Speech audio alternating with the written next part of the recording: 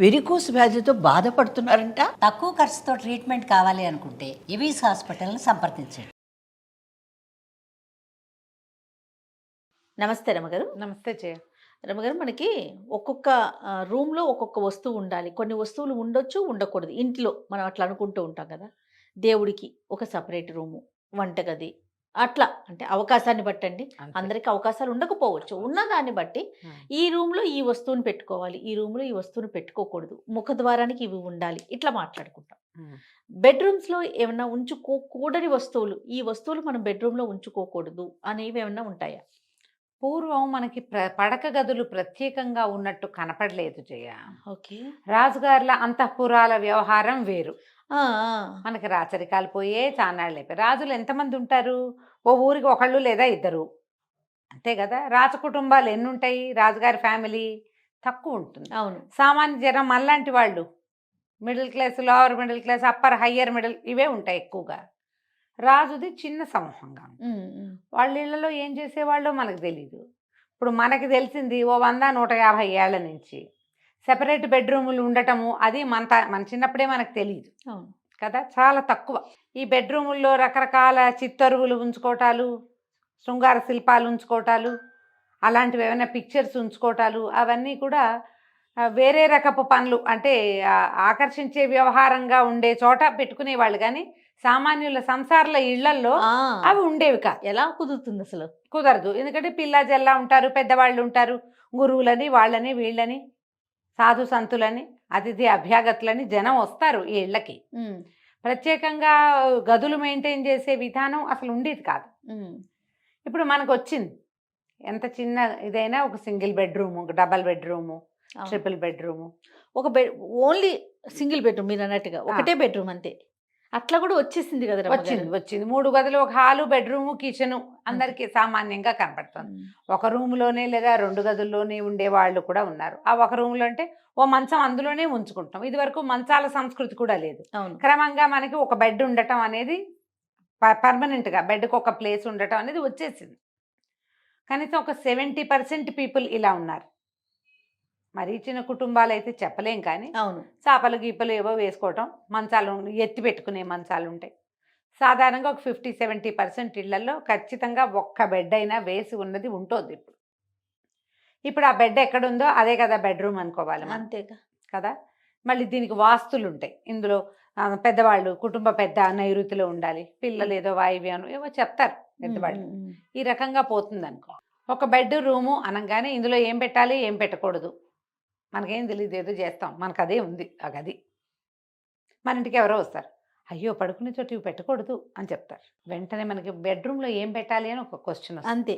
ఏం పెట్టకూడదు. సాధారణంగా ఒక 3-4 వాక్యాలే చేయ, 3-4 విషయాలు ఏవి, ఎవరి అవకాశాన్ని బట్టి వాళ్ళు చేసుకుంటాం. మనకి ఇంతే గది ఉంది, మనము ఇక్కడే అద్దం పెట్టుకోగలుగుతాము, ఇక్కడే బీరువా పెడతాము, ఇక్కడే దైవారాధన ఏదో ఉంది, దేవుడు ఉన్నాడు మనకి, లేదా ఒక పటం ఉంది, ఇక్కడే మనం వాల్ క్లాక్ పట్టుకోగలుగుతాము. అలాంటప్పుడు పెద్ద చేసేదేం లేదు, చిన్న చిన్న మార్పులు చేసుకోవాలి. మన మంచం అద్దంలో కనపడకూడదు అంటారు. అద్దం ఉండొచ్చు బెడ్రూమ్లో. ఓహో. ఆ బెడ్రూమ్లో ఉన్న అద్దం పక్కకు ఉండాలి. మంచాన్ని అద్దంలో చూసుకునేలాంటిది ఉండకూడదు, పనికిరాదు. ఇప్పుడు మంచాలకే పూర్వం పందిరి మంచాలకే అద్దం బిగించి ఉండే విధానం ఉండేదట. ఇవి సంసార్ల ఇళ్లలో ఉండేవి కాదన్న మాట కూడా ఒకటి ఉండేది. ఇష్టమని చేయించుకునేవాళ్ళు. ఒక్కొక్కళ్ళు ఏంటంటే షాకీన్గా ఉంటారు కదా, అది చెప్పలేం. కానీ మనకి పెద్దవాళ్ళు చెప్పేది అద్దంలో మంచం కనపడకూడదు. ఒక బేసిక్ రూల్ అది. ఓకే. ఒకటి. రెండోది వాల్ క్లాక్, గడియారం, సమయం సూచించేది మంచానికి ఎదురుగుండా. మంచం మీద పడుకున్నవాడు కళ్ళు తెరిస్తే గడియారం కనపడేలాగా వద్దు. వాడు గడియారం కోసం ఇంకో పక్కకి చూడాలి, ఎదురుగా కనపడకూడదని చెప్తారు. అసలు వాల్ క్లాక్ బెడ్రూమ్లోనే పెట్టుకోవద్దంటారు చాలామంది. చాలా వాస్తు పుస్తకాల్లో కనపడుతుంది గడియారం పెట్టుకోవద్దు అని. మనకి అలారం పెట్టుకోవాలి కదా, పొద్దున్నే టైం తెలియాలి కదా. ఈ ప్రశ్నలన్నీ ఉంటాయి కదా మనకి, ఉంటాయి ప్రశ్నలు. దానికి సూక్ష్మంలో మోక్షం ఏంటంటే నిద్ర లేవగానే కళ్ళు తెరవగానే నువ్వు అది కనిపించకూడదు, సమయం లెక్కింపబడుతుంది, అందుకని వద్దంటారు. ఇది రెండోది. తర్వాత ఇంకా మూడోది దేవతా ప్రతిమలు, దేవుళ్ళ ఫోటోలు. ఇవి కూడా బెడ్రూమ్లో, అంటే ఇప్పుడు పిల్లల బెడ్రూమ్లో కాదని అంటలేదు, సంసారాల బెడ్రూమ్లో అంటే కాస్త చిన్న వయసు వాళ్ళు భార్యాభర్త పడుకునే గదుల్లో ఈ దేవుళ్ళవి, జేజీ అమ్మవారు, వెంకటేశ్వర స్వామి ఇలాంటివి పెట్టుకోకూడదు. మరి పొద్దునే లేచి దేవుణ్ణి చూసుకోవద్దా అండి? ఇదో ప్రశ్న వస్తుంది అవును కదా. మనకు ఒక పూర్వం ఒక విధానం ఉందా? మన పూర్వపు ఇళ్లల్లో బెడ్రూమ్లు ఉండేవి కాదు, పటాలు లేవు. అప్పుడు వాళ్ళు ఏం చేసేవారు? మన తాత నాయనమ్మ ఏం చేశారు? అమ్మమ్మ నాన్నమ్మ ఏం చేస్తుంటారు? కరాగ్రే వసతే లక్ష్మి, కరమధ్యే సరస్వతి, కరమూలేతు గోవింద, ప్రభాతే కరదర్శనం. పొద్దున్నే చేతులు చూసుకోండి, ఈ చేతులే మన భగవంతుడు. ఓకే అంటే శ్రీరామ్ రాసుకుని దీన్ని కళ్ళకద్దుకుంటాం. ఇవి నేర్పించేవాళ్ళు కదా. అప్పుడు పటాలు లేనప్పుడు, ఇప్పుడు వచ్చాయి కదా ఫోటోలు. అవును అవును మన అమ్మమ్మ నాడు ఇన్ని పటాలేవి, ఇన్ని ఫోటోలేవి ఏం లేవు. హాల్లో పెట్టుకోండి దేవుడిని. గదిలో నుంచి బయటకు వచ్చాక దండం పెట్టుకోవచ్చు. మొహం కడుక్కున్నాక పాచమొహంతో దండం పెట్టకుండా బ్రష్ చేసుకుని, లేదా బాత్రూంలో అవకాశం ఉంటుంది బయటకు వచ్చావు, మంచం మీయించే కాకుండా బయటికి వచ్చాక దండం పెట్టుకోవచ్చు. ఈ చేతులు రెండు చేతులు రసుకు రుద్దుకుని కళ్ళకి చూపించుకుని ఇలా కళ్ళు చూసుకోవచ్చు, మనం చేతులు చూసుకోవచ్చు. అందుకని సాధారణంగా ఏ దేవుళ్ళ చిత్రపటాలు పెట్టుకోవద్దు అని చెప్తారు. ఫ్యామిలీ ఫొటోస్ పెట్టుకుంటున్నారు ఇట్లా 5-6 ఫోటోలు, 5-6 రకాల అద్దాల్లో పిల్లలు జిల్లా కనపడేటట్టుగా ఓ ఫ్యామిలీ ట్రీ పెట్టుకుంటున్నాం కదా, ఇది పెట్టద్దంటారు. ఎవరెవరి విధానాన్ని బట్టి, అంటే వాళ్ళకి అవకాశం కూడా ఒకటి ఉండాలి కదా. అంతే కదండి, అవకాశం ఉండాలిగా. అందుకని వీటిని ఈ కొంచెం చిన్నవి పాటిస్తే కొన్ని రకాల సమస్యల నుంచి మనం బయటపడతామని చెప్తారు. తర్వాత పికాక్ బొమ్మలు ఉండకూడదని. పీకాకు బొమ్మలు కాదు, పటాలు పోని పీకాకు ఇవి పెట్టుకోవచ్చు. ఏమంటారు? నెమలీకలు పెట్టచ్చు. నెమలీకలు పెట్టుకోవచ్చు, నెమలీక ఉంచుకోవచ్చు. నెమలీకను చూడడం వల్ల నిద్రలేచాక, పడుకునేటప్పుడు కానీ నిద్రలేచాక నెమలీకను చూడడం వల్ల కొన్ని రకాల గ్రహదోషాలు తొలుగుతాయి, భార్యాభర్తల మధ్య సఖ్యత పెరుగుతుందని. మరి లేటెస్ట్దేమో అది, కానీ కనపడుతున్నాయి ఈ వాక్యాలు. ఈకలు, నెమలి ఈకలు కాదు రమ్మగారు, నెమలి పిక్చరా?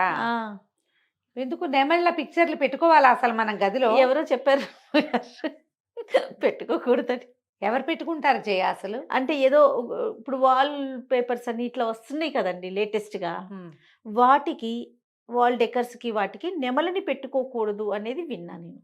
అలాగా? అంత పరిజ్ఞానం లేదు నాకు.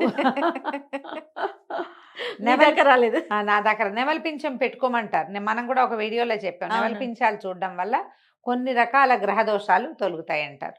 అవకాశం ఉంటే పెట్టుకోండమ్మా, లేకపోతే లేదు. పడుకునేటప్పుడు విష్ణునామ స్మరణ చేసుకోండి, అంతే.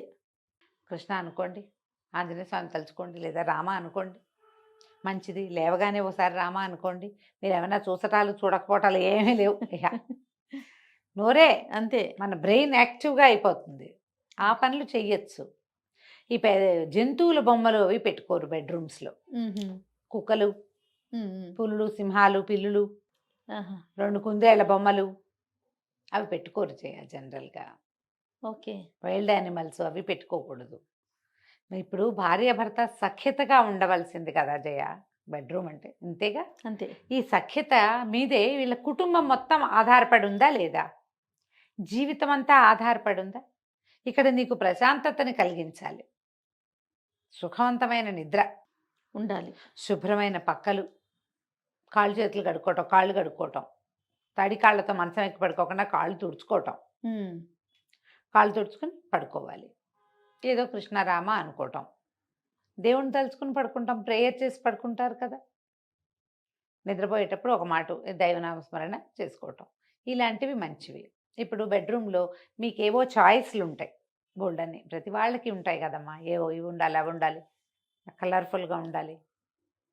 మీ చాయిస్ అంతా మీరు ప్లాన్ చేసుకోవచ్చు. ఎందుకంటే మన జీవితం మనం హాయిగా ఉండే ప్లేస్ కదా అది. దీంట్లో ఏమైనా ముందు వెనకలు ఉన్నాయి, ఏదైనా జరుగుతోంది ఇబ్బందిగా ఉన్నప్పుడు అక్కడ ఈ కరెక్షన్స్ తీసుకోండి హాయిగా, అంతే. ఈ కాస్త కొంచెం గాలి వెలుతురు రావాలి గదుల్లో, ఎప్పుడు ఇది చూసుకోవాలి కదా, దుమ్ము లేకుండా ఉంచుకోవాలి, శుభ్రంగా శుభ్రంగా ఉంచుకోవాలి. ఎందుకంటే మనం అక్కడ పడుకుంటాం. ఉమ్, రాత్రిళ్ళు మనకి సఫికేషన్ అవి రాకూడదు కదా, ఎక్కువ బాగా విప్పేసిన బట్టలు ఉంచుకోవద్దు, విప్పిన బట్టలు ఉంచొద్దు బెడ్రూముల్లో. వాషింగ్ వేసేయండి, వాటికి ఒక ప్రత్యేకంగా బిన్ పెట్టి బయట ఎక్కడైనా పెట్టుకోండి.